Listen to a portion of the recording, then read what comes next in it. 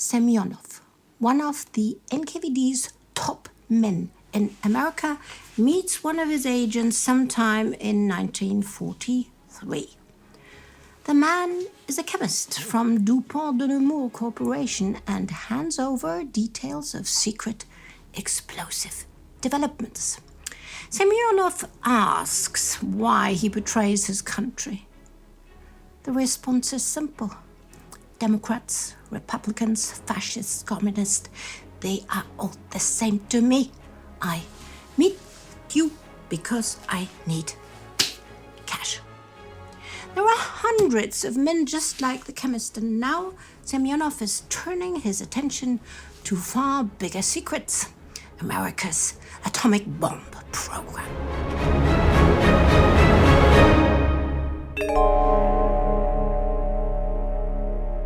This is Spies and Ties, a series of World War II in real time. I'm Astrid Deinhard, and hello, darlings.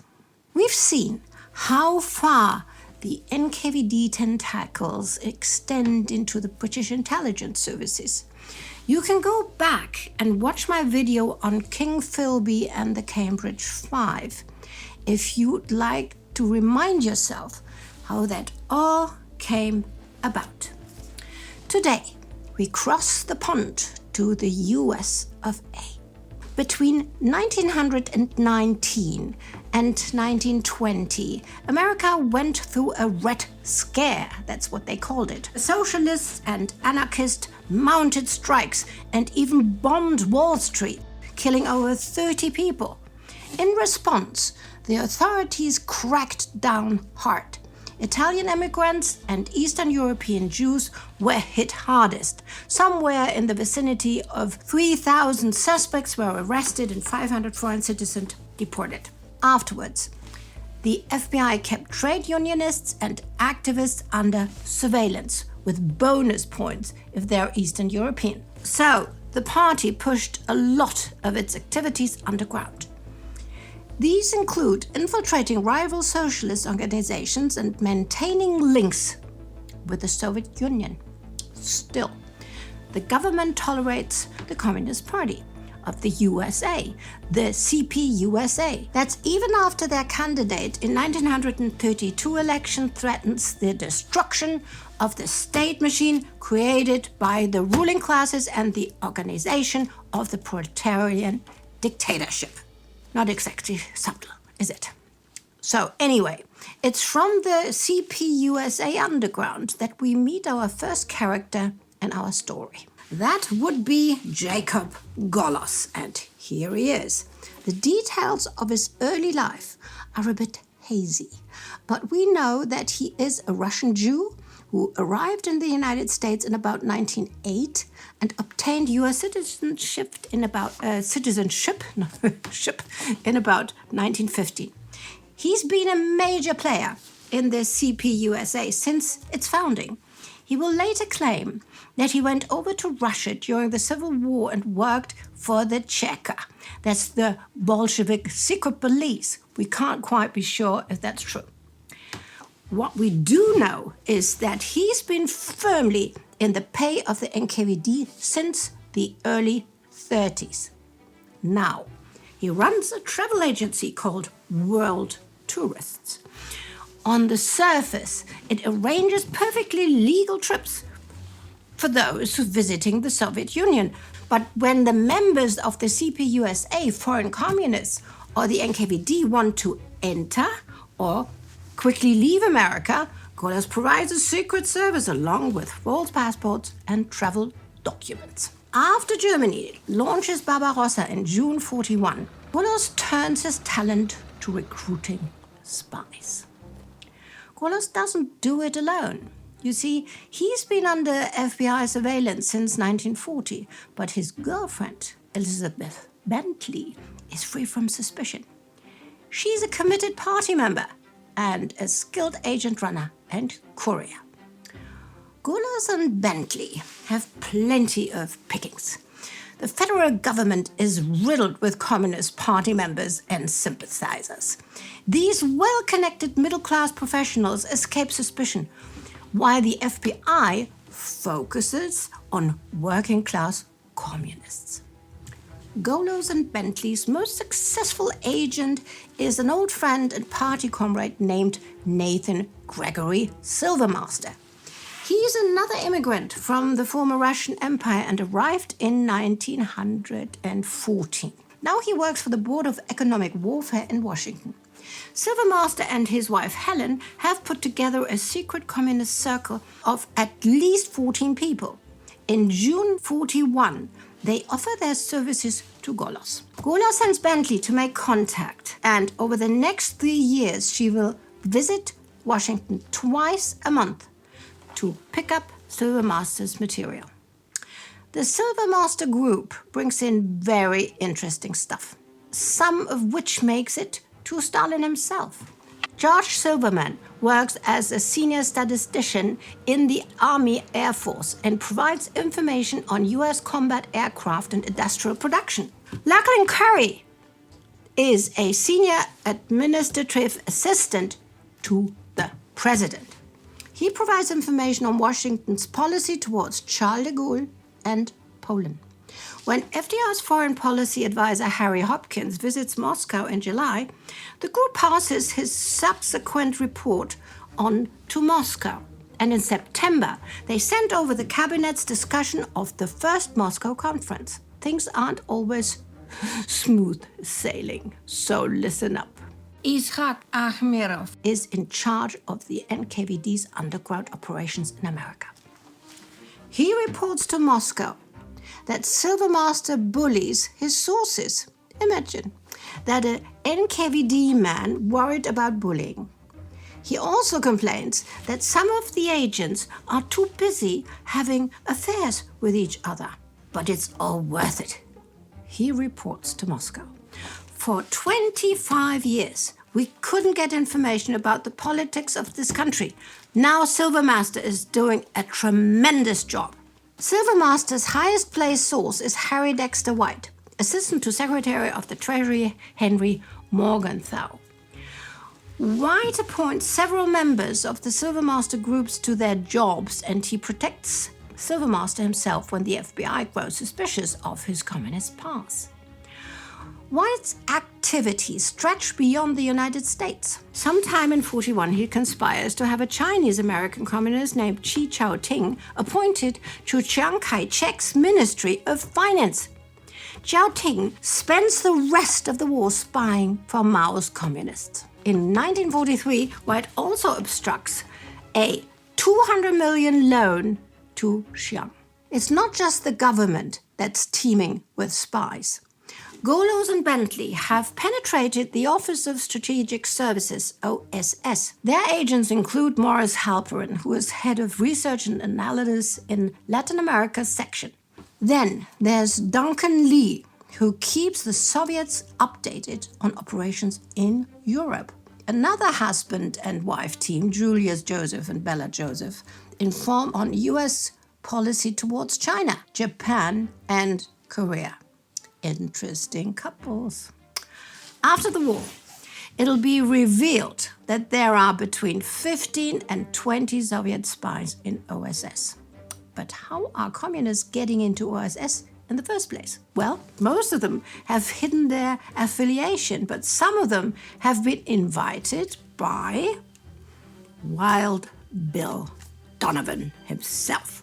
He wants people experienced in resistance and guerrilla warfare, and who better than veterans of the Communist International Brigades who fought against Franco in the Spanish Civil War? Well, Donovan will deny this, of course, and it's not like he's deliberately setting up OSS to be a hotbed for Soviet spies, but he's certainly very casual about the risk. He tells one of his fellow OSS men, "I'd put Stalin on the OSS payroll if I thought it would help us defeat Hitler." It's the same naive attitude to the Soviet threat that we already saw in Britain. Yeah, watch my video. The Soviets are also working hard to steal the Western atomic secrets. Since 1940, some of our old friends from the Cambridge Five, Donald MacLean and John Cairncross, have been sending information about the British program to Moscow. Once the Manhattan Project gets going in America, Moscow sets its sight on Robert Oppenheimer and his men in early 1942. An undercover NKVD spy meets Oppenheimer at a benefit event for Spanish Civil War veterans. Oppenheimer is known to be left-leaning, and his wife and brother were members of the Communist Party before the war. The FBI even opened a file on him back in 1941. Apparently, he let just a little bit too much slip about the project. In March 1942, Stalin is briefed on the American program by Beria. The Manhattan Project is given the codename Enormous, and Stalin orders the NKVD into action. Leading the charge is our man Semyon Semyonov, codename Twain. He's been in America as an NKVD agent since 1938. He graduated from MIT in 1940 and then took up a position at the Amtorg Trading Corporation based in New York, which is the trade representation of the Soviet Union in the United States. In February 1942, he took on a job at the Soviet Purchasing Commission. This is the body that organizes the supply of Lend-Lease materials to the Soviet Union. His network stretches through America's top corporations. Looking at a couple of those agents shows us their contrasting motivations. The Commissar Dupont is a pure opportunist. Semyonov has nicknamed him the Vulture. He tells Semyonov, "I have to finish building my house, pay off my daughter's college education and her wardrobe so she will find a decent husband. I couldn't care less about anything else." He's a fierce haggler, but Semyonov always wins. The Vulture demands $1,000 for his information on explosive, but walks away with just $500. He curses the NKVD and threatens to end their relationship. But Semyonov knows that the greedy Vulture will be back next month. But most of them, just like the Cambridge Five and the Silvermaster group, are committed communists. When Semyonov offers a source at Kodak a $150 bonus, the man refuses and asks for the money to go to the Joseph Stalin tank column.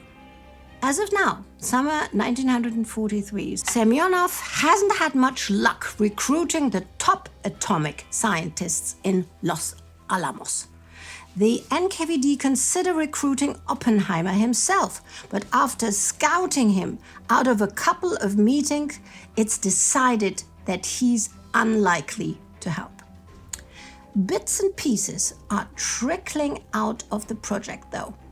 Bruno Pontecorvo, an Italian physicist and communist working on the Canadian part of the program in Montreal, has been passing information to Semyonov since 1942. And in April 1943, a scientist sends a letter to the Soviet consulate in New York.